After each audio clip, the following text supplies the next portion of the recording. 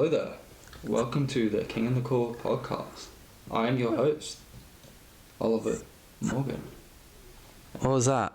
I don't know. I just thought I'd spice it up. You took over the intro. Do you want me to take over the intro from now on? Yeah, go for it. I think you're better at it, to be fair. But Yeah. I mean, I'm more than happy for you to do it. It's just. I I would have said that was one of the worst, or the worst intro we've had so I far. introduced myself. I thought I explained Oliver Morgan. very clearly. I was very charismatic in my entrance. Okay. Do you want to use your nickname or use your My nickname? Yeah, to introduce What's my yourself. nickname? Dopey? Dumbass? No one calls me that anymore. Idiot? Stupidest man on the planet? Is that my nickname? Yeah, it is your nickname. I haven't personally heard that one, but it's because we've been I saying feel like I would know my own nickname. Yeah, but it's behind your back. It's like an under the table sort of thing that we call you. We all call you. Like everyone in the world calls you it. Like it's literally a meme that I've made sure that no one else finds out about it. Oh, and what is it? It's stupidest man on the planet. Okay, so my nickname is stupidest man on the planet. Yeah, or SMW for sure. SMW. It's world or planet usually. Okay. SMP, SMW. Okay. What's your nickname? There's a couple. I was in like some magazine about being the sexiest man alive or something like that the other week. Scrappiest man alive. I mean, just the long hair. I don't know. I think it does it. Seediest man alive. Seediest. That's actually pretty accurate. I'm not gonna lie. But yeah, I think sexiest is definitely in the sort of picture for me in my future. Okay, I don't want to be mean or anything. No, be mean. But I would just say that that's wrong. You think it's wrong? Yeah. Well, I mean, you gotta have confidence in yourself. I mean, if Trisha Paytas can become famous, then I can. Who's that? Oh. Trisha Paytas. You've never heard of like her? Who the fuck is that? I don't have to let you on like the intricate details of the internet. What does she do? She does a lot. Again, that's up for a debate, really. She does nothing. Is it Instagram? No, she's YouTube. Oh. She does a lot of random things, but I mean, she's not as awkward or as funny as you. So. Well. You've got that over her. She's not. Oh, so I'm more awkward and funny. Yeah, but you're awkward funny. Like, yes. It's like you have like these weirdly awkward silences that just make me laugh. Which is comedic on purpose. Yeah, sure it is. Yeah. Okay. Well. This was a great intro. Can I take back the hosting? Yeah, you can take it okay. back, to be fair. Okay. Well, I'll just give a brief outline to the fans about what we're actually going to be talking about today. Yes. Yeah, because that's why they're here. They don't care about this shit. I think they do. I think they would be very sort of intrigued to see where we end up in a couple of years and see where we are, how we are, who we are, what we are. Okay. Okay. So, all right. So today we'll talk about the new Tottenham manager, signing for him. We'll go over some NBA stuff, teams that are over and underperforming, some early award predictions, potentially some first-time All-Stars, and a quick little chat about Zion, and then I don't know, I guess we'll just freestyle the rest of it. I don't know if any of this other stuff is worth talking about, but we'll see how we go. It's very judgmental of you, Oscar. I don't like that. What? I mean, you're just like being very judgmental. I mean, you don't think it's important, that's okay. Well, but we'll start off. You said you didn't want to talk about it. God, don't have to air your business on fucking... Oh, God. On live, dude. This is very embarrassing for me. Stop trying to air me out. I thought we were buddies. Alright. Spurs have just recently signed Antonio Conte as of a day ago when we are filming this.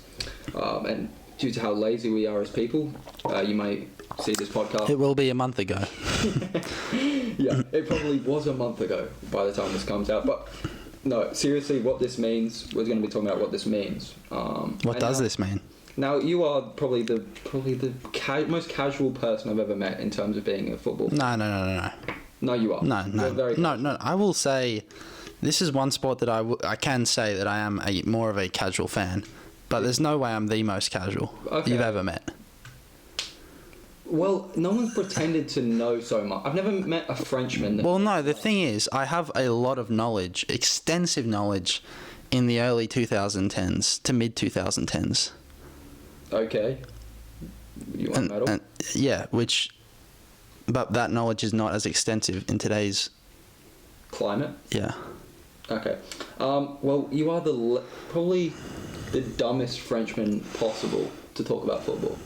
Like, I haven't met a French person that would know less about football. Well, I'll tell you what, I lived in France, and I met French people that knew less. Really? Yeah. Did they just get there, like, that day? No, they were born there, and they lived there their whole life. I doubt that.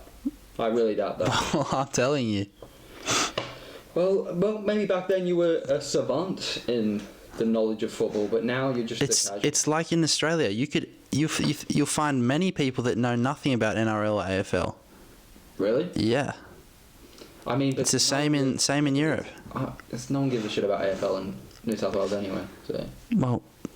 That's just a bad sport. Anyway, more on the Spurs and the Premier League sort of talk. What do you think Antonio Conte's sort of impact will be on Spurs and the rest of the league? Well, to be honest, I feel like in soccer Football.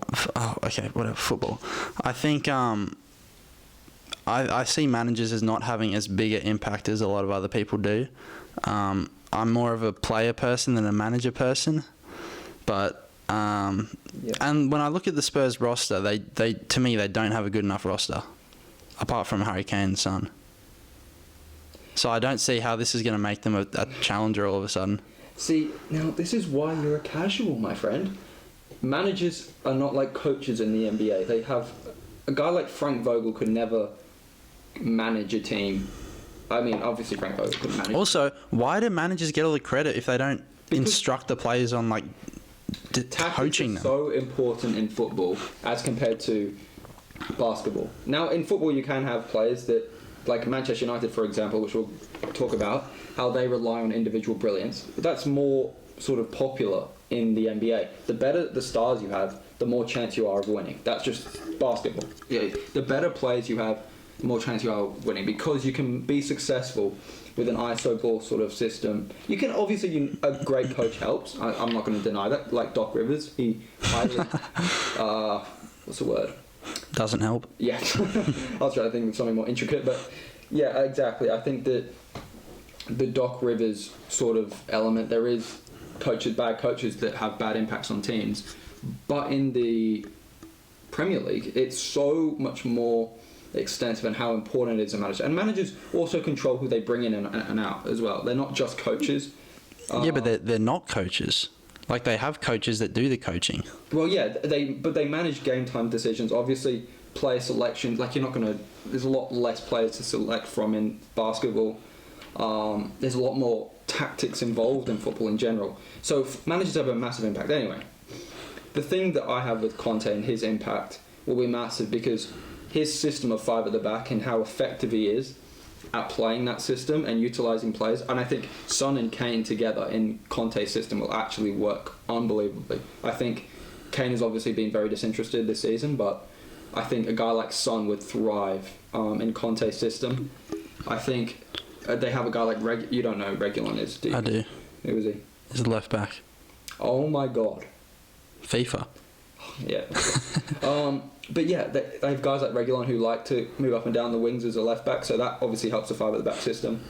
Now, I do obviously worry about the middle of the park for them. I think they're very weak. Yeah, what happened to Dele Alli? Oh, he's an absolute flop, that guy. He was meant to be like the next thing. Well, everyone touted him to be the next big thing, but he's kind of the laziest player known to man. But isn't he going out with someone's daughter? I don't know, man. Like Pep Guardiola's daughter. No, I don't think so. I thought I saw something about that. I don't know. I know, you don't know NFL, do you? No. An NFL player's going out with, Colin Coward? Yeah. His daughter. Really? Yeah. Oh, it just is under, like, every meme. Is it like a popular NFL player? Yeah, I think he just got drafted. Oh. I don't know if it's a meme or not, to be fair. It might just be a meme. But I'm pretty sure they went out sometime. Anyway, we're getting off. We're getting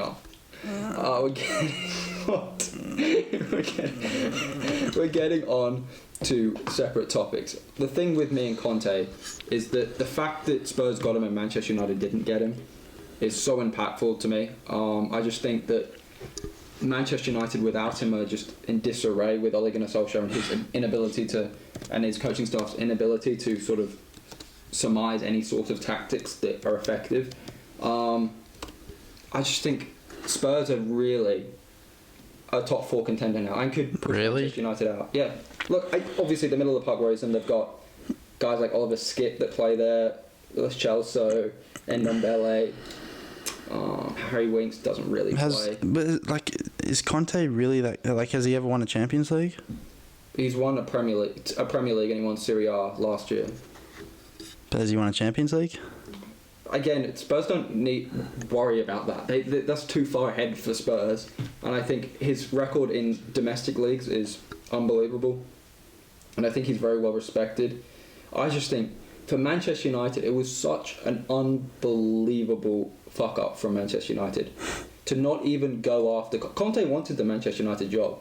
He waited and waited for the Manchester United job. He put out in the media that he wanted the Manchester United job, but Manchester United were like, you know what? We just got beat 5-0. But you know what? We're good. But then we won 3-0.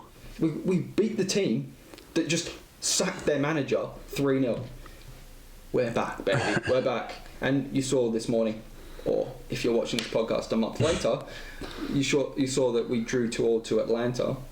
We were shocking. Luckily. Shocking. Absolutely abysmal. I look, and I don't want to blame Ollie that much because I actually don't think it's completely his fault. Obviously, the ownership is horrendous with the... Well, it's clear he sucks at coaching because the team is shit. Well, he doesn't do the coaching, the majority of it. Usually managers sort of have their own coaches, and I just think he's just loyal to them. They're just really youth coaches that only know how to play counter-attacking football. And I think that it's just abysmal that there's just like this mates sort of like viewpoint at Manchester United where all these Yanks are backing up each other in the boardroom. Everyone's just backing each other and making sure that it's all happy and dandy. Like, we're all good, we're building. Like, we've got one of the best teams in the Premier League. We've got Cristiano Ronaldo, Rafael Varane, David De Gea, Edison Cavani, Jadon Sancho. Jadon Sancho doesn't play. I know. What is up with that? Arguably one of the best wingers in the world, and he's like 20 years old. And he doesn't play over Mason... And I love Mason Greenwood, but you can't play Mason Greenwood, Marcus Rashford, and Ronaldo in the same team. You can't play 3 strikers in the same team. Well, aren't Greenwood and Rashford wingers? Well, they play as wingers because Ollie puts them there because he wants as many good finishes as he can on the pitch because he knows that all he relies on is moments. Moments FC. Everyone said it. FC. Would you say this team is one of the biggest one-man teams ever? I don't say one man. I think it's... it's Bruno and Ronaldo. No. I don't think it's one man. I think it's a bunch of... He scores every goal. Well, David De Gea has been unbelievable this season. I know he had a mistake against Atlanta today. But I just think that the team is so good. Like, you look at the team and he picks McFred every fucking week and it just pisses me off because he has no clue what he's doing. And obviously, he's been in professional football for a long, long time. Like, Michael Carrick has been in professional football and played for the best teams in the world. Like, they should know better. They should... Are you good there? You're just playing around with... I'm trying to undo it. Okay. Thank you very much. Just continue. Okay, this is kind of distracting, buddy. You're just putting your microphone down? Okay, I'll just go on a monologue. Anyway, Conte. I think I'm kind of having a rant about Manchester United. But it does relate to Manchester United, simply for the fact that I think Spurs are back into the top 4 race. They're only 2 points behind Manchester United, I believe. So it's just going to be so much more impactful than I think Manchester United. What about Zidane? Will they still get Zidane? Zidane doesn't want to come. That's the thing. What manager are we going to get if Ollie... Because Ollie could have easily lost his game against Atlanta. What if we get spanked by Man City? What's going to happen? Well... Are we just going to keep him? They're like, oh, it's alright. You know what? You beat Tottenham. You're good.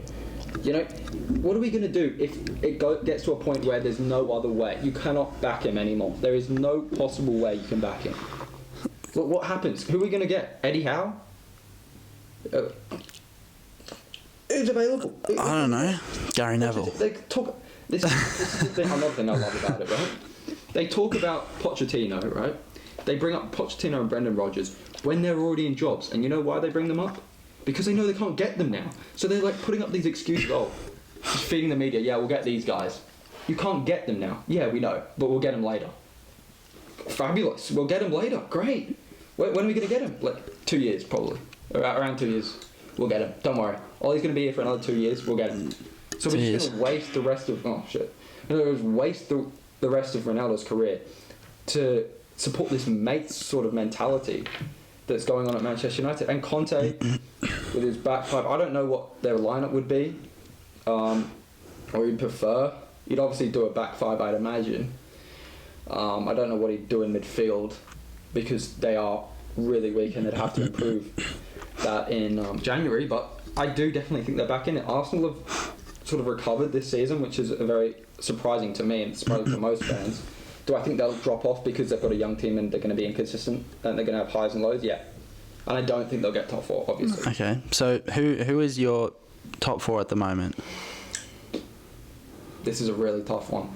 Well, City, Liverpool, and Chelsea there. I'm going to still say Man United. For the simple reason is that I see Ollie realising that we can win by moments. We can win games by moments. We have done. We've been kind of unlucky in games. We've been very lucky in some games, but I think Manchester United's still favourites, because what we've seen so far is, I think we can safely assume, the worst it can be. And with that group of players, I don't see it getting worse. It can be worse. I see just the more they play together, the better they get. But again, they were poor today. They were poor against Atlanta today. I don't see it getting much better. But again, I can see just Ollie scraping results against the Southamptons and the Burnleys and I can just see him getting 1-0s and 2-1s in those games and relying on Greenwood's unbelievable finishing, on Ronaldo, on Bruno. I can see them relying on that. I still think Manchester United will get it, but I thought it would have been more of a 4-horse race for the title. And now I think it's a 3-horse race for the title, and a couple teams that are going to be sort of plugging in for that fourth spot, which is completely under par. And the standards at Manchester United are just abysmal at the moment. How we're just okay, how these Yanks are just okay, we're just letting us be bang average, blows my mind from what we are as a fan base and what we are as a sort of community as Manchester United fans. I think we've got the biggest fan base in the world, we're the biggest team in the world, and yet we're okay with being mediocre. It just bewilders me, to be frank. Me too. I cannot believe this. You haven't watched a single game this year. What do you mean you cannot believe it? I know, but I was very excited for this season. Because of Ronaldo. I was planning on it, but then I realised I had to pay for it. So then that was no longer an option. So you realised you had to pay to watch things? Well, extra. I'm already paying for KO, and I'm not going to pay for... Is that just a realisation you came to this year? You've got to pay for things? Is that? No, it's not.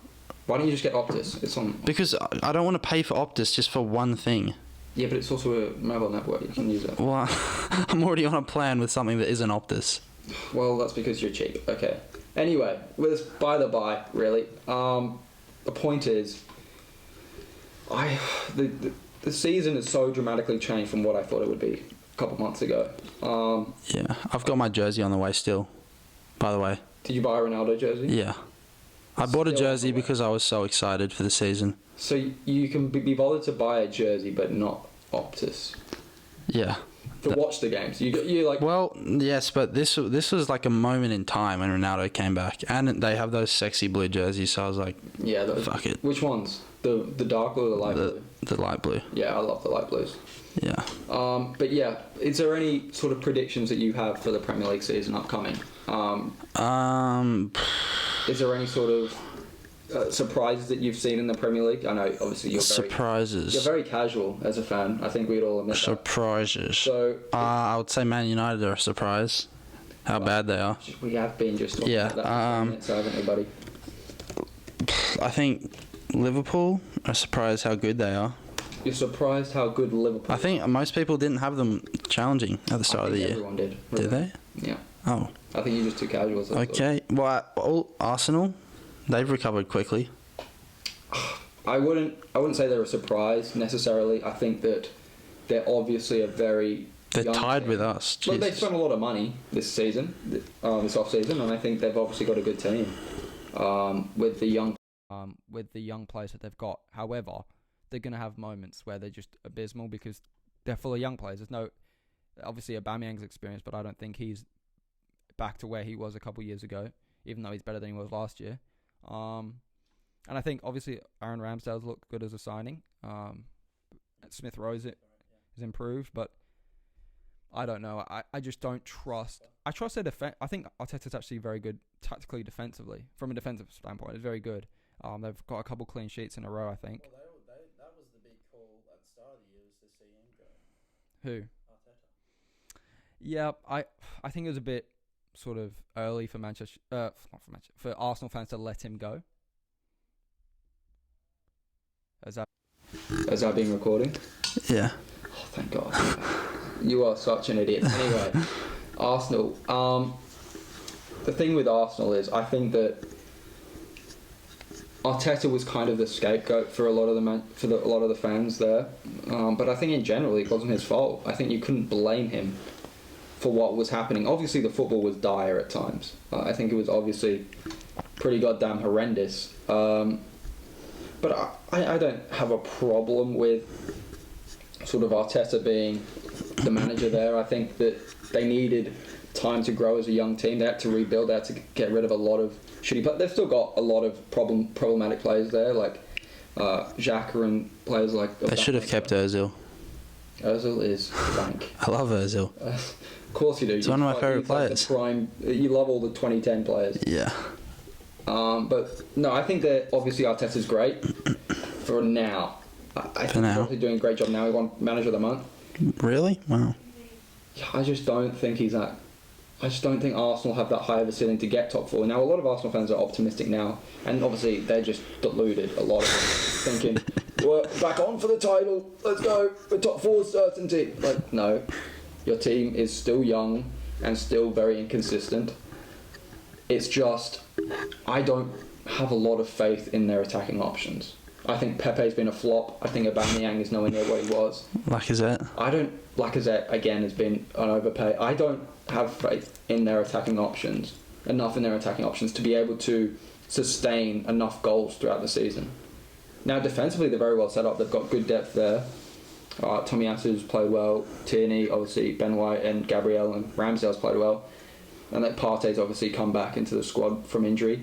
But I think they're a top 6 team. I don't think they're top 4, simply for the fact that Saka and Smith Rowe, I don't think can. Every time I see Saka play, I just think this dude is overrated. He is. How does he make England every time? Well, Southgate's a bit of a melon, isn't he? All I do is see him miss chances. Well, I don't think he's overrated, but I think he has been underperforming for the past 6 months, and Arsenal fans are just not. Let's not talk about it, guys. He's still a bright prospect. I think this is a thing that Arsenal fans do. Generally, they kind of overhype a player like Torreira, like Guendouzi. They think they're the next best thing. They think he's the next best thing. When in reality, that they just had a good start to the season and they're just bang average players. Mm-hmm. But I don't think Saka's a bang average player. I just think that his form has dipped and they're refusing to talk about it because they realise it as well, and they don't want to put bad things on him because they realise that he could be the potential sort of catalyst for them to be back in contention for title races. Okay. How about West Ham? They're in 4th right now. Well, West Ham, I don't think they're ahead of United. I think I've been surprised of how well they've dealt with Europe and the Premier League. I think a lot of fans coming into the season sort of expected that West Ham were going to fall off a bit. I think because of the amount of games that they'd have, and they don't have a great depth at all, especially up front. I mean, their backup striker is like Yarmolenko or something. He was, again, another good player in 2014, Yarmolenko, there you go. I don't know him.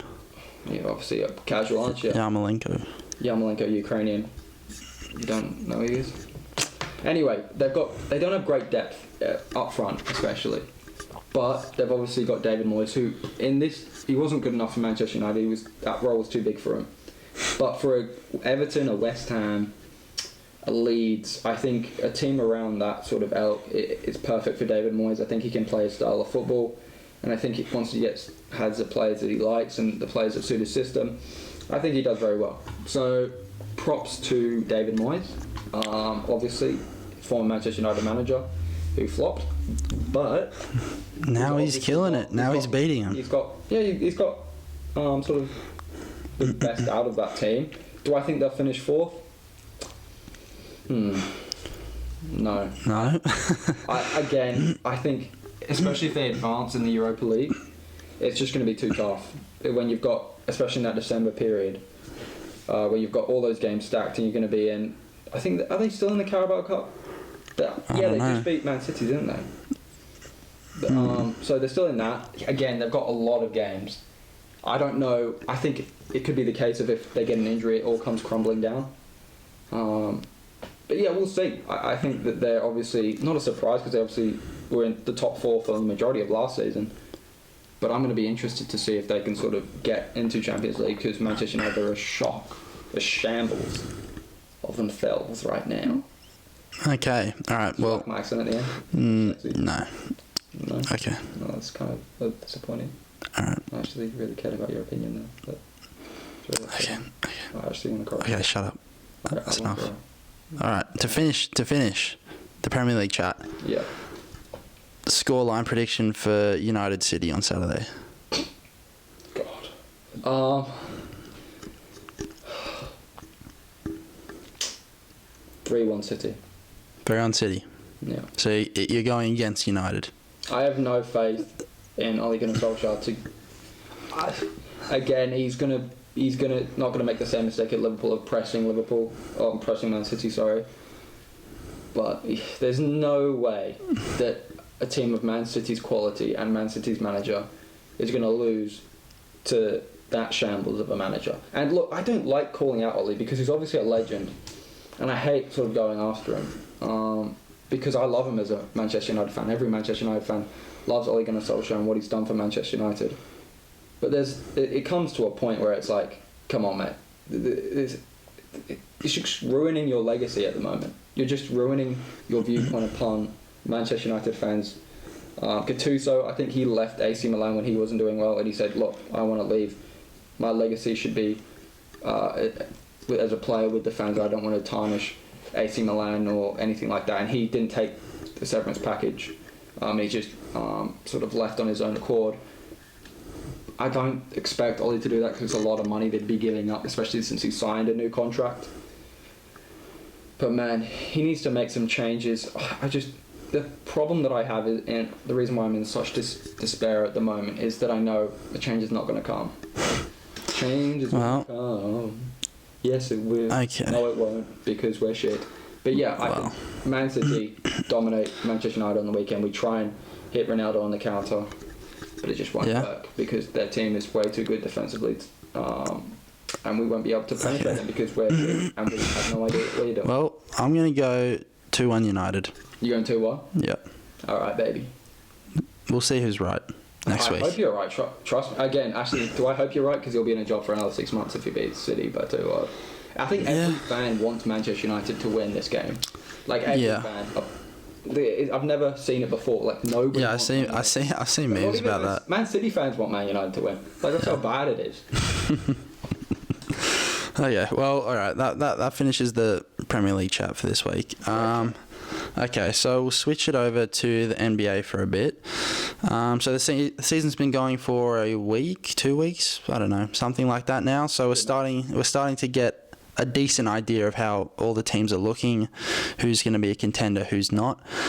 So we've compiled a list of nothing at the moment, so we'll just make up the list as we go, I guess, of teams that are over and underperforming. So shall I go first or shall you go first? You go first, buddy. I want you to... I'll go first? Go first. Okay. I'll start with an overperforming team. In the East. Okay, you don't have to stare at me for that long. That's a bit weird. Alright, so... Overperforming team, I would say... For me personally, I would say the Raptors are the most overperforming team in the East so far. I just really don't rate their squad. I don't think they're the most overperforming, but they are. I don't think they'll end up in the playoffs by the end of the year. I do agree with that. Yeah, I don't rate Siakam, even though he's been out at the start of the year. I don't know. I just think Fred VanVleet and Gary Trent Jr. is just, I don't know. it just looks like a team that's going to tank to me. Actually, OG Anunoby did go off for like 40 points today or yesterday. I can't remember, but yeah. I mean, I kind of agree with you on that point. I think that the Raptors obviously have good pieces.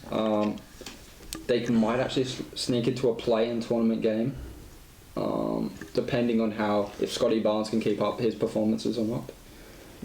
But I do think they're overrated from a sense that I don't think they'll be a top 4 seed in the East when it's all said and done. Okay, and then so that was over. Do you want to do mine or do you want to do yours? Okay, I'll do underperforming. Then you go. Alright, underperforming team. I think the standout is the Boston Celtics. Currently with a record of 2-5. I know that they probably weren't thought of as title contenders coming into this season, but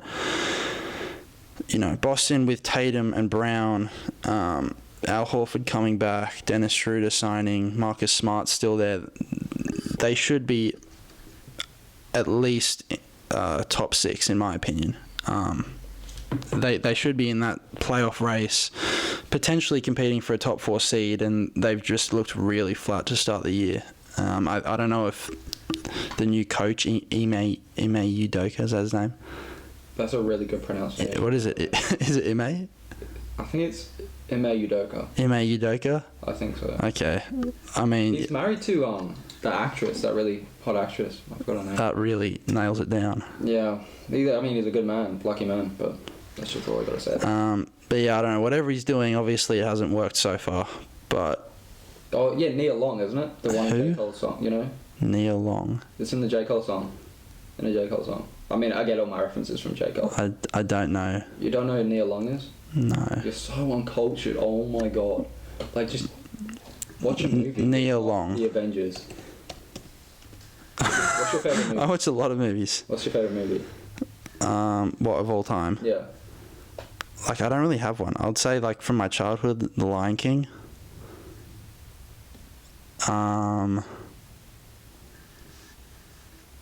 Is that not good enough for you? No, it's. Oh yeah, I forgot you're too cool for animated movies. I'm not too cool. Yeah, you're too cool for them. The actual art. Is art.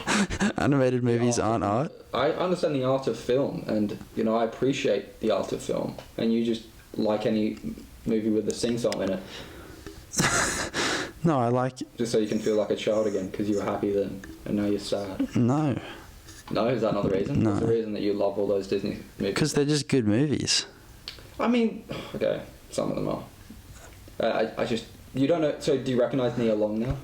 No, I've looked her up. She has the coach's wife. She is 51 years old. I don't care. And yeah, she looks alright. Do you not recognise? Not to rate women based on looks or anything, but. I'm a feminist guy. Okay, you go now. You go now. Let's scrap that. Why not? I want to talk about Nia Long. I just Do you recognise closed any it. of her movies though? I just closed it. Oh god, just bring it back up I again don't. then, You want me to look up Nia Long movies? I do actually. Do you recognise any? The Banker, Fatal Affair, Big Mama's House, Boiler Room. Are we there yet? Big Mama's House 2. Big Mama's House. Keanu, Boys in the Hood. Have you ever seen Boys in the Hood? No. You haven't seen Boys? God. Are you? You're so uncultured. Oh my god, you're like a little child. I'm not a little child. How have you never seen Boys in the Hood? I don't know. You're so uncultured. I don't think I've seen any of her movies, so. You are literally just. What do you what? Oh, never mind. Okay. Anyway, what was the first one that you did? Overperforming? Yes. Well, you took the underperforming. The Celtics are the clear underperforming. And in the West, I don't think there's that many sort of surprises. I mean, obviously the Clippers aren't doing as well as I'd hoped. But that's because of injury. Well, not talking about underperforming yet. I'm getting confused. Okay. Underperforming. Over.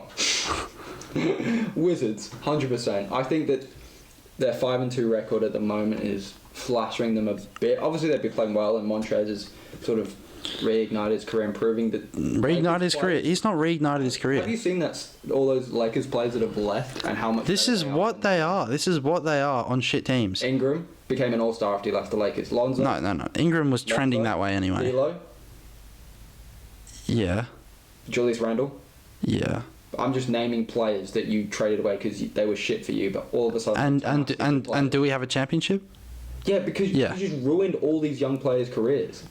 It's not about that. We're in the ring business, baby. The Lakers ruin players. We're in the ring business. Anyway, the Wizards, I think obviously they got a lot of Lakers pieces in the off-season. And I think Bradley Beal's playing well. I just think long-term, their point guard play, they got Spencer Dinwiddie, which is a good bring. So, they might get into the play-in tournament. I like their fit better than it was last year with Westbrook. Yeah, I think they'll make the play-in tournament. But I just think 5-2 at the moment. They're looking very, very good. They're scoring a lot of points, obviously. I just don't like their depth at all. Their bench is absolutely horrendous. I mean, their best player off the bench is Bertans. So well, he's a good shooter. He's been shooting abysmally, though. So it's not like he's playing well. But yeah, I think they're probably the overperforming team. I don't think there's that many overperforming teams. But I think, especially in the West... Well, when you look at the Hawks, the Bucks, the Celtics are all outside of the playoffs right now. Yeah, but their records aren't that bad. Like the Bucks are 4-4. If they win 2 games in a row, they're in they're fourth seed. So look, underperforming team. I'm going to say the Nets for this simple reason. James Harden. I think their underperformance, the amount of talent that they've added over the offseason, kind of gone under the radar with LaMarcus Aldridge coming back, Patty Mills coming in. They're a good team in terms of depth and in star power, even without Kyrie.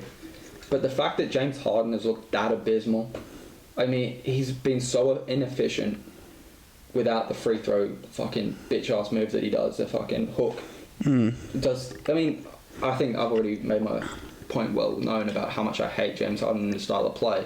And I think he's the most boring play I've ever seen in my goddamn life. But I think that team has sort of underperformed at 4-3. With that team, I don't know. I know they played the Bucks opening night, which is a tough game, obviously, but I expected them to be number 1 seed easy. Really, number 1 seed. You look at the team, even without Kyrie. Yeah, but they know that it's about the playoffs. They're not like a Philly last year that is going for the number 1 seed. Yeah, but they've still got great players that play well.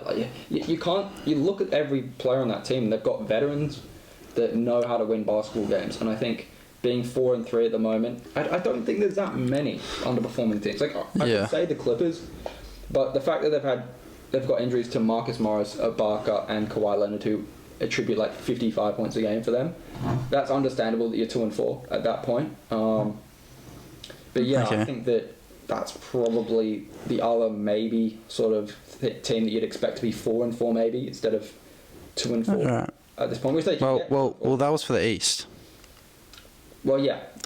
I mean, there's no West. Well, you want to do West? Who's West performing in the West? Well, I would say the Clippers are. But who's overperforming in the West? Look at the West standings. Do you think the Warriors are overperforming? I don't think so. I think they've got a really good team. I think Timberwolves maybe. Look at the Warriors and Jazz are 5-1, 6-1. You think that's it? The rest of them 4-3. Well, do you think the Timberwolves will make the playoffs? Yeah, but they're 3-3. It's not. If the season ended today, they would be in the playoffs. Standings. You've got to look at record, and in terms of record, the teams are where.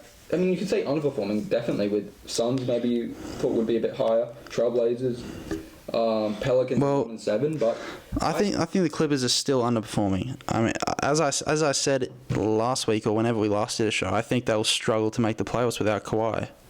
And that, so far, has shown to be true. We've got... Yeah, but the injuries to Ibaka and Morris are massive. Yeah, look, we'll probably get... I think we'll get the 6th seed. Around 5th. When is Kawhi meant to be back? He'll probably... It was only a partial tear, so a lot of people are saying... How can you partially tear your ACL? What do you mean? It's not a full tear, it's a partial tear. But it's like, if you tear it, it's like you need surgery. How do you partially tear something? I've never heard of a partially torn ACL.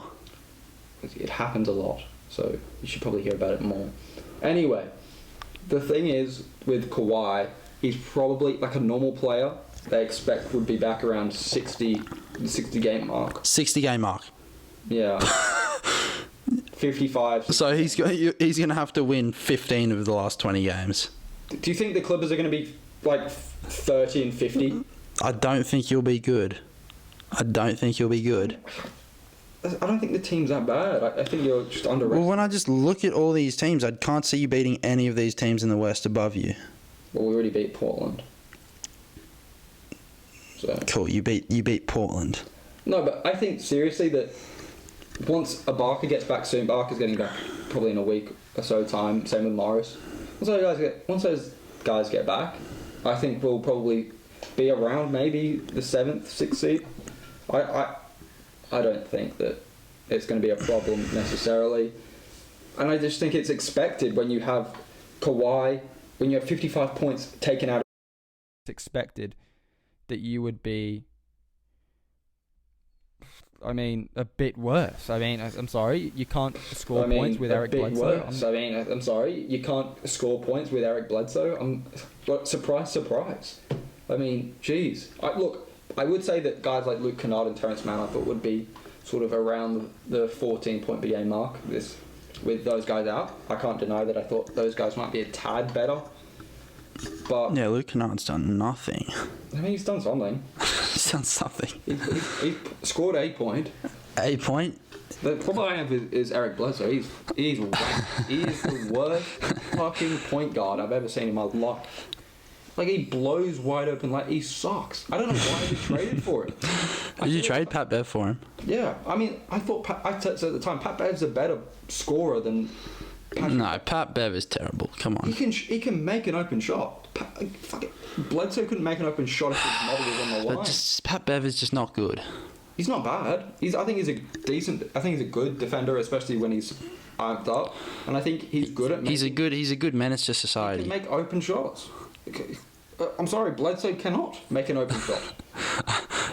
I've seen him make an open shot before. All right, do you want to move on? Okay. Okay. Early awards favourites. Who's come out the gate strong? I think for me, MVP's got to be Curry. I think obviously with his performances, not only that, but also his sort of popularity as well as his team's record without Klay Thompson and Wiseman and Kuminga. I think he's got to be number one for me. There's no way that you can put. I think Curry's got. What are you gonna put there? I think Curry's. Monk? You gonna put him there? No, I think Curry's done his thing. You know, I think the Curry narrative has run its course. The fucking. The new Caruso. He's not. Yeah, but he looks like he. Austin. Looks like what's his? like Austin Reed, is that his name? Something like that. Reeves. Is he gonna be the most improved player this year for you? Well, it's his first year, so how can he be most improved? I don't know. You'll find. No. Okay. My MVP early pick is Jimmy Butler, and I'm gonna be on this Jimmy Butler bandwagon train. Not bandwagon train, but on the Jimmy Butler MVP train all year until he gets injured. Because I will say Jimmy Butler is my favorite player, so I'm slightly biased, but I think the way he started this season, scoring 25, 7 and 7, second in the league in steals at the moment. He's done everything for this Miami team who've started the season so strongly. I think a lot of other teams have started not as well, and I think he's started amazingly. And he doesn't have... I think the reason he could become MVP is the media's going to get behind him, because he doesn't have the talent that a Curry or a LeBron has. And he's still able to do this. He's still able to produce at such a high level. And I think the longer he can keep this going, and Miami, if they can keep playing this well, I think he will just naturally fall into the conversation because they've got the best team in the East and he's the best player on the team. Did you say that with a straight face? Did you seriously say the Miami Heat are the best team in the East with a straight face? I think so far they've been the best team in the East. It's 7 games, man. Look at their team. Their team is amazing everywhere. It's perfect for winning games. It's unbelievable. Apart from the fact they don't have a true superstar. Jimmy Butler. Jimmy Butler is a superstar. No, he's not. Yes, he is. No, he's not. He's a star, and I actually rate Jimmy a lot for his defense, his leadership abilities. He cannot shoot to save his life. He cannot. The best thing he can do is hit free throws. That's Jimmy Butler. Yeah, but the thing is, he doesn't need to shoot. He's got Lowry. He's got Duncan. He's got Tyler. Lowry, Today, he went like 6 of 8 from 3. Oh, great job today. Tomorrow he'll go 0 for 9. Look, I think that they're a good team that can surprise a contender. However, I don't think Jimmy Butler is going to have anywhere near the traction that anyone else will get. Now, it wouldn't surprise me because I do expect Miami to have a decent record, that he'd be in the top 5 contention. I don't think Jimmy Butler for MVP is ridiculous. But I do think saying that the Miami Heat are the best team in the East is rather ridiculous. But look, I think that Steph Curry is far and away. But Steph's already got 2. We've seen with LeBron. We've seen with LeBron. He should have 7 MVPs. After he won 4, they were just like, no, no more. Jimmy Butler like he's a media darling. Everyone in the media hates Jimmy Butler. No, they love him. They hated him when he was in Minnesota. They love him now. They love him now. Because they've seen that Minnesota was just a shit show. Steph Curry is the media darling. The media really controls the MVP vote, let's be real. And I think Curry will probably get it. Based on what I expect the Warriors to be at the end of the season and what I expect Curry to keep on performing as he would. We don't know if Jimmy's going to keep up the scoring output. You look at last year, he was abysmal. You cannot... Yeah, but that's because he doesn't try until the playoffs to score. Look, could he win the MVP? Sure. But it wouldn't be like, oh, I told you so. It'd be like a lucky pick that you were just taking off. No, it would be I told you so. No, it wouldn't. Yeah, it would. Because I told you so. Year, you're like... And you're basing it off being your favourite player. You're not doing it based off facts or anything. You're doing it based off... I like this guy, so he can win it. Like the same thing with Kuzma. Like he could have won Most Improved Player last year, but he didn't because he's wank. But I genuinely thought he would be good last year. Well, no one else did. I saw people saying he would. Who? Other people. LeBron? Did he say it? Yeah, LeBron did say it. That's what a surprise. A teammate said he might play. Okay. Well, okay, enough of that. Okay, quickly, MIP people, Cam Reddish, like I said. Yeah, he looks like a sort of clearing away favourite at the moment. Again, it's too early for me to call that. I think, again, you could say Harrison Barnes because he's averaging 24 a game and 10 rebounds. Well, I think you can say that that's not going to be the winner. Again, so you don't know which stats are inflated or not. I do think Cam Reddish is a genuine one because I do think he had potential coming out. And I think with a... Well, he barely played last year, so... roll off the bench, yeah. I think he could. And Montrezl Harrell could have a comeback, depending on how Wiz... But is that most improved? Because he did win 6-man 2 years ago. Yeah, but he also was wank last year. But is it most improved from last year or most improved from where you were? It's most improved from last year. Okay. So like NFL, they have comeback player of the year. I think it's kind of he could win it most improved. I don't think so, but sure. Okay. Defensive. Gobert, AD, Bam. Paul George. He's averaging 3.5 steals a game. Yes. I think Paul George could genuinely win it, depending on how well. Again, it depends a lot on how the teams do for a lot of these awards. The teams sort of dictate how good how well known a player might be for a certain sort of award. I think, again, if Miami do well, Bam could easily win it, or Jimmy could win it. If the Warriors do well... Draymond? Surely not. I don't know. Wiggins? I don't know. No, but look, I think that it depends on record. I'm going to say Paul George because I'm backing my guy. So you're picking a guy because you like him? Also because he's leading the lead in steals and is already well known as a great defender, yes. Okay. But it's not like a Jimmy Butler pick who's never ever been in consideration for an MVP. Well, I think it is. He was abysmal last year. It wasn't abysmal. He was. No. One of the most inefficient players in the league. He was incredible. His team sucked ass. His team sucked. Yeah, but he was still good. No, he wasn't. Everyone knows that he wasn't. Fine, whatever. Okay, 6-man. Again, too early to tell. I think... How about you? Carmelo. Sort of... Again, that's plausible. It is plausible. I'm just going to try obviously evaluate it. I think the media will really get behind Carmelo. Obviously Clarkson's there again. I guess Reddish again in Atlanta. I'm going to pick Reddish. I think Reddish is got a sort of secure role off the bench. I think that if he sort of becomes the most improved player, he's going to be also 6-man of the year, so he could win 2 awards this year. Yeah. I think that's sort of... I think, like, Cam Reddish, like, when you hear, like, players talking about him, they really hold him in a high regard.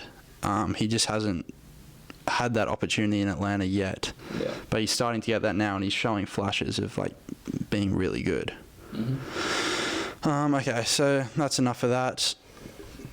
We got our first look at Zion on a court yesterday, I think. Well, and Chuck and Shaq were laughing about it today on... Yeah, and he, to put it lightly, he did not look ready to go. He looked like a fat mess. Yes, he did look a little bit overweight. And this has brought it up to me. I will say I am slightly worried about Zion and like the rest of his career. Yeah, I think it's very... I think not necessarily because of the weight that he has now, because obviously I think he's going to be like Luke Shaw for Manchester United, a similar player. Like, he needs a lot of games to sort of get into game shape. That's how he stays fit. But he looks abysmal, and the way that he keeps on getting injured probably scares me a lot as well. It reminds me a lot of Blake Griffin as a club fan. Oh, he just touched me. But it touched... Go get the toes out of my head. God, that was great. No, I think Zion is a great player, but I think that injuries will hinder him. I think, obviously, when you're that weight and that explosive and you require that much athleticism, and to be fair, I worry the same about John Morant, because if you require that much athleticism to be the player you are, you're always going to be worried as a fan to see if they can sustain it throughout their career. John Wall is a clear example of a player that was unbelievable when he was younger and in his prime, because he didn't get injured that much and he used his athleticism to sort of be great. When he got injured, he was rank. You couldn't use him. So I think he's always going to be able to score because of how powerful he is and how quick he is. Yeah. But my problem is I don't think it's his ability. It's just, can he play enough? Because he was the most hyped draft pick since LeBron. Yeah. And through 3 seasons, he's not lived up to that. Obviously, he was an all-star last year, but I still don't think he was amazing last year. Like, he was definitely good, but he was very one-dimensional, just driving to the basket, and he was just too athletic for anyone. So I don't know if he's been working on his shot or what he's been doing in the off-season, but it doesn't look like it's been much cardio. But yeah. Okay. Zion, that's enough of you. That's enough of you, Zion. We don't about New Orleans. All right. Just to finish on the NBA chat, we've got a few first-time All-Star potential players to start the season. I've just listed a few. I don't know if you can think of any, but I've just got LaMelo, Ja, Edwards, CJ, and I just put RJ because he had a couple really good games late. But I think LaMelo's sort of penciled in already. I think he has had some inconsistent games. But the fact that it's LaMelo Ball, it's partially a fan vote. The media loves him as well. The Hornets will be better this year. I just think there's no way that he won't make the All-Star team, especially in the East, with Kyrie. He's not going to be playing probably. Yeah, but DeRozan's back. So DeRozan. Bro, he's playing amazing. Yeah, DeRozan could be back, to be fair. That's a bit harsh. But I do think that a guy like LaMelo will get the majority of fan votes. I think media love him. Players maybe won't pick him that much, but I do think that he will probably get that position because it's the East and there isn't that much competition, especially that point guard spot with Kyrie Irving out, unless you want to pick Kemba Walker to be your all-star point guard. For the other guys, I think Ja's a lock. Again, Kawhi being out is a big one as well. So I think Kawhi's not a guard. Yeah, but would Edwards be would be a forward or a guard, do you reckon? Edwards is a guard. Busy? Yeah. He plays the 2, doesn't he? This might play 3. Look, I think that it's going to be tougher for those guys out in the West because even still, the West point guards. Well, I think Ja gets in over like CP3 even this year. It's very early to tell. I don't think that and depends on Memphis's record again. I think that's a bit early to say when you've got guys like Westbrook who still get a lot of fan vote. I think I don't think the Lakers will have 3 All-Stars. I think it's possible. It's the Lakers. It's Westbrook. I think it's possible. I think CP3, Devin Booker. You've got a lot of guards out west. Paul George is a guard. Luka. Yeah, there's just so many guards out west. I think he's going to make it. A guy like CJ or Ja can make that sort of jump, and I don't think Edwards can make that jump if he is considered a guard. RJ Barrett, I think he's sort of an 18-point per game scorer. I don't think he's good enough to make that sort of jump into that all-star level conversation, but you never know. The Knicks have obviously started very well. We didn't put them in our overperforming team, which was interesting, but no, I think that they're obviously a quality team, and I think Julius Randle will probably make it again, but I don't think that they will. Okay. RJ Barrett. So you think there's only going to be one first-time All-Star this year? Again, I think there's potential to be more. I think obviously with the injury to Kawhi Leonard is obviously a big one because he's obviously a staple in every year. Yeah, but there's always someone like that, like KD a couple of years ago. Yeah. Clay the past few years. Gobert is regarded as shit by everyone but the media apparently. So I don't think he'll make it. There might be a couple, but again, I don't like doing those predictions too early because I think that it sort of is might be a flash in the pan. That's what a prediction is. Yeah, but I don't have the cojones. It's not a prediction. It's not a prediction if you've seen what's going to happen. Yeah, but it's not I don't have the cojones to back an outsider to put in replace of a... Nothing happens if you're wrong. I could be killed, for my opinion. I could die. I could just be so depressed that about is true. myself and say, you know what, how did I get this wrong? How am I that stupid to think that? Like, how would someone be that stupid to pick Kuzma as most improved player? I haven't lost a minute of sleep over that. Well, you should have, because that was probably the worst pick I've ever heard in my entire life. Was it? Like, and I watched First Take, First Things First. Undisputed. I watched a lot of, like, sports shows.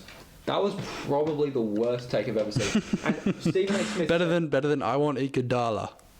No, better than that. Worse than that. Worse than when Stephen A. said the Clippers should move on from Kawhi Leonard after we beat the Mavericks. That's that level of stupidity. Like, that's better. That's a better take than you saying Kuzma's going to win most improved player. It's not. Yes, it is. No. That was What about this year? He's playing better this year. Because he's on the Wizards. They've got no one to pass the ball to, so he's like, yeah, I'll chuck the shot up. Have you seen his percentages? They're horrendous.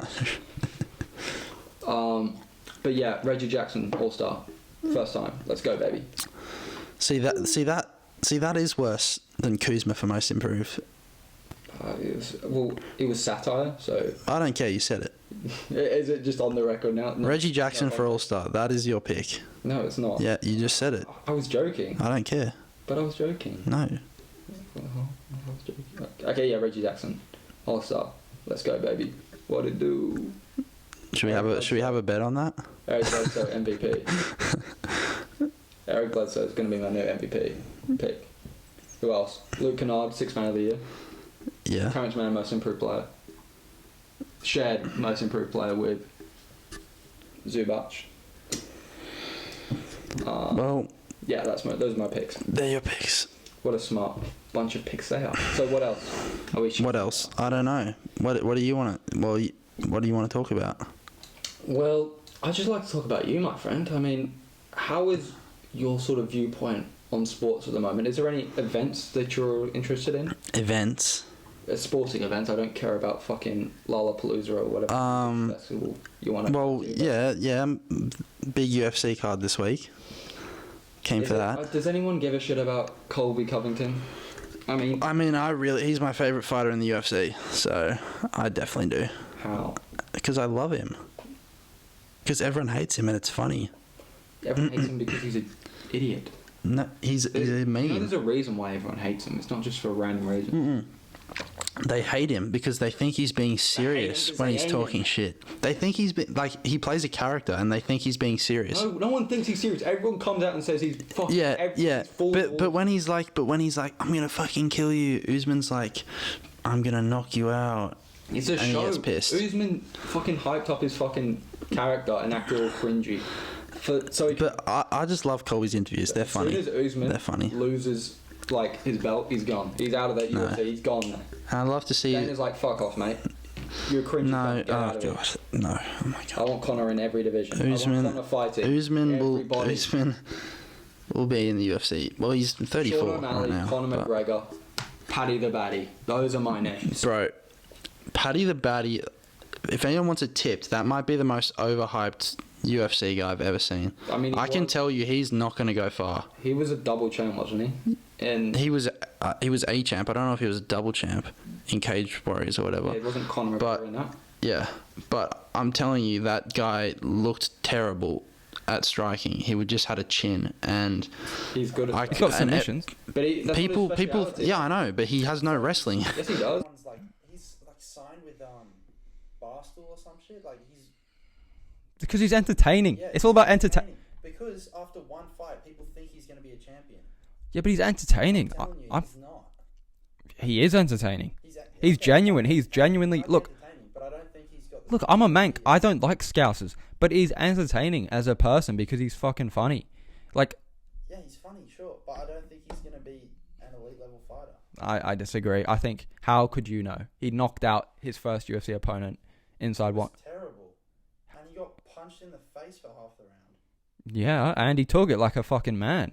That's not good. He was a man about it. If you're taking that from Conor, from Dustin, from Gaethje, from Chandler, you're not going to survive.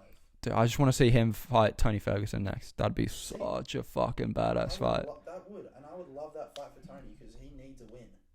And I think he would. Tony wouldn't win. Tony wouldn't win. Tony, to be fair, if you look back at Tony's... Tony's losing these fights because he's just being taken down and they yeah, well, I mean, if you look at Tony sort of career, he's been kind of lucky. He'd always... Like, he's basically Paddy. He gets fucking dropped. Yeah, exactly. Tony Ferguson was regarded as, like, pound for pound one of the best fighters in the world. And you're saying Paddy isn't going to be that. I think Paddy's going to be Tony Ferguson. He's going to be a fucking batch... No, from what I saw in that fight, Tony has way better striking than that. Not really. And Paddy can grow. He's young. Yeah, he is young, but he's going to need to improve a lot. I think he'll get better and better. I think he's a Tony Ferguson, the new Tony Ferguson. He's a fucking crazy motherfucker. But he'd also bring a certain element that I'd like to the UFC that I don't think... I think Dana just misses Conor. I think he's just thinking to himself, Conor, come back. I think he's just thinking to himself, Conor, come back. He doesn't even love Conor anymore. He's kind of off him because he just gets in so much trouble. Yeah, but he makes him so much money, so he doesn't care. Yeah, obviously he's going to have him fight again, but... Who do you think Conor's next match will be? I think it'll be Tony or Nate or... maybe loser of Chandler Gaethje. Yeah, I would love... I think Tony is just such an entertaining guy because he's so fucking stupid. It depends, actually, if Nate re-signs or not, because this is the last fight of Nate's contract, and it doesn't look like he wants to re-sign. I mean, I'd just love to see Tony Tuesday. What does he call himself? Tiramisu. That's for Khabib. What's his other McNuggets. McNuggets, yeah. What's another? Where you at, McNuggets? I just would love to see the fucking trash talk between the fucking two guys who have lost their whole careers. I mean, just still hanging on and talking. Like, that would be fucking hilarious. But yeah, I think Conor McGregor's not going to be a championship fighter anymore. I think that's obviously clear. I think there's still a chance. No, there isn't. There's no way. He's not... I think it's about matchups. When you've come that far and you've made that much money, I don't think he gives a shit about it anymore. Like, I think he definitely gives a shit. I think he loves to fight. That's why he fights. But I don't think he's going to be at that level. And he never was really that great against guys bigger than him. I think he isn't... Well, if he isn't willing to cut weight over a long time to go back to featherweight... You can't go to featherweight. Again, he's too bad against guys similar to him or bigger than him. He's too... I don't think so. He's only got mauled against Khabib. That's it. And everyone has mauled. He nearly lost against Nate twice. Yeah, but that's not. He didn't get mauled by Nate. He got beat by Dustin Poirier twice. Yeah, which is the first time was first time was a fair victory, but it wasn't like Dustin was outclassing him. It was just his fucking leg shut down, and the second time, the same thing except his leg snapped. Yeah, but he got smoked in that first round. You can't tell me that. He didn't get smoked. He lost the round, but he lost the round. He got fucking destroyed in that round. It was an embarrassment. He was lucky that he could get that sort of excuse of a medical stoppage that he broke his leg. I don't know. I think he. Look, I think Conor's a great fighter still. And Dustin is like the best fighter. He'll be like and I think he'll keep on fighting the Tony Fergusons, the Nate Diaz's, the fucking Colby Covington maybe if he could get up to that level. But I don't think he's going to fight a guy like Jose Aldo again. I don't think he'll have that mega fight of him being at the best and like undisputed great champion. I don't think he'll ever get to that level where he'll be able to take on a guy like that. I think he'll go win and lose against guys, entertaining guys. Well, the thing is, because of his stature, he's only one win away from a title shot. Again, I don't think you can I don't think Dana can justify. Well, he can justify it. He can justify it. He justifies it literally whatever he wants to justify. Yeah. Well, I'm going to be interested to see it, but I want to see obviously Conor fight every week because he's that fucking entertaining. But I think his trash talk's gone down the drain a bit after Dustin. I think Dustin sort of schooled him in trash talk. Have you seen his Instagram video he did after he got out of surgery? Was it the Snoop Dogg? Yeah, when he was on the wheelchair. Yeah. He was like, I've got a titanium shin bone. I have fixed the issues. I am back. And yeah, there's been so many memes. Like multiple hundreds of millions in his fucking bank account. So props to him. He came from fucking shithole Island to be a multi-millionaire. So I can't really dog him that much, can I? I mean, no. What a week. Well, he does do a lot of punching of innocent people. What do you mean? Well, he just punched a DJ. He tried to punch MGK. He punched the old man in the pub. An Italian if they saw one. Let's be real. He threw a dolly through a bus. Yeah, because Khabib was being a bitch. He was doing a shit on a bus. Yeah, he was a bitch about it. Like, let's be real. Khabib is a bit of a... I mean, I'm joking, but I think that... I do think he's got a bit of a bad temper against old people and random people that he finds on the street, but I think obviously his entertainment... I think didn't he say that in that quote where he said, I'm going to go mad on this game, but it doesn't matter because I'll have my family set up for the rest of their life. When he said that back in like 2010 or something, or 2012. I think that sort of rings true for him, because that's all he cares about. He's gone fucking Looney Tunes, but he doesn't care because his whole family is going to be set up for the rest of their life, so props to him, man. Yeah. Big up, I guess. Okay, but yeah, this week, big card. I hope Colby wins. I hope Rose wins, I guess, and I hope Gaethje wins. Me too. Yeah. I love UFC. It's so fun. Me too. Yeah. Do you want to do an ending or? Ending? Well, I don't know. Is there anything else you want to talk about? Not really. I just want you to end it really coolly. Cool. Nothing else you want to talk about? Oh, if you have any suggestions for stuff, like segments or like topics, unbelievably specific. Because I can't speak for you, but I myself am knowledgeable on every topic. So if there's any topic you want covered, you're the most casual football fan I've ever met in my time. No. No, I've got knowledge on everything, so I can talk about anything. So. All right, talk about quantum physics then for a bit. Okay. The quantum realm. No idea. In Ant-Man, you go into the quantum realm. Yeah. And they get really small. Oh, for real? Yeah. And if you don't press the button, you get stuck there forever. Oh, how did you know that? Because I studied it. Is that just like a source, just a random... Ant-Man's your source for... Yeah, the quantum realm, yeah. And that's how they transfer... time travelled in Endgame. Okay.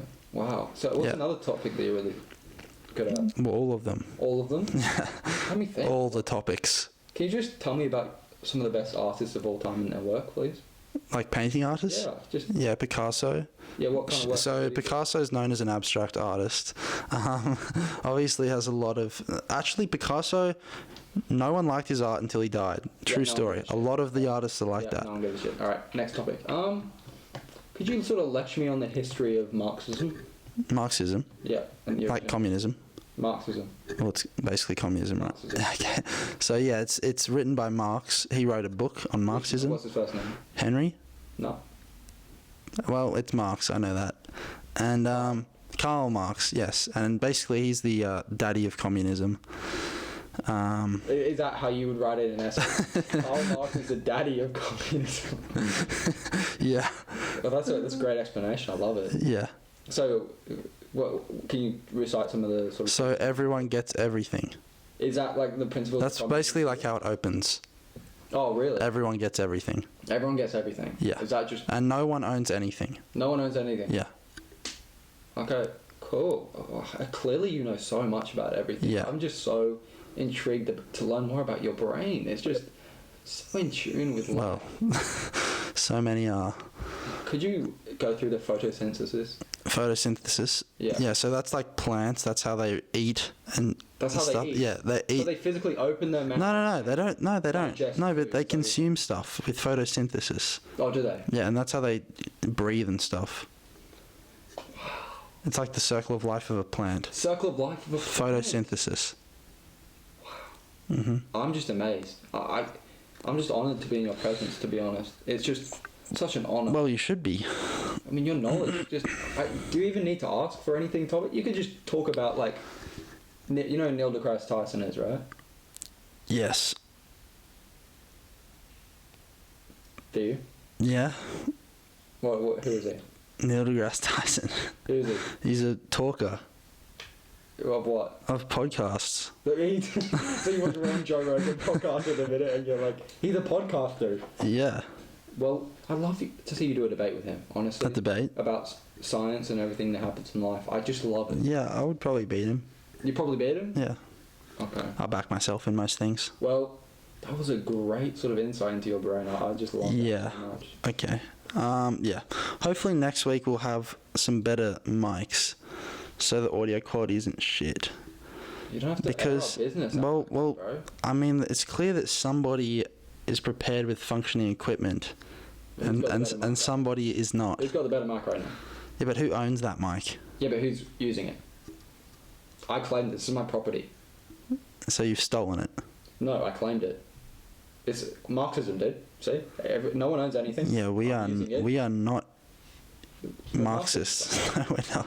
I thought you loved Marxism. No. Well, everyone owns nothing, so life is simple. Okay.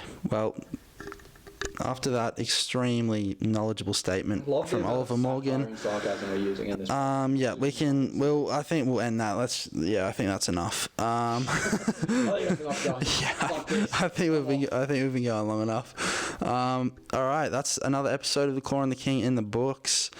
Thanks for watching and listening, or whatever you're doing. Make sure to like, subscribe, comment, share, favorite, whatever you do. We'll see you guys next week. Peace out. Peace. What a great podcast.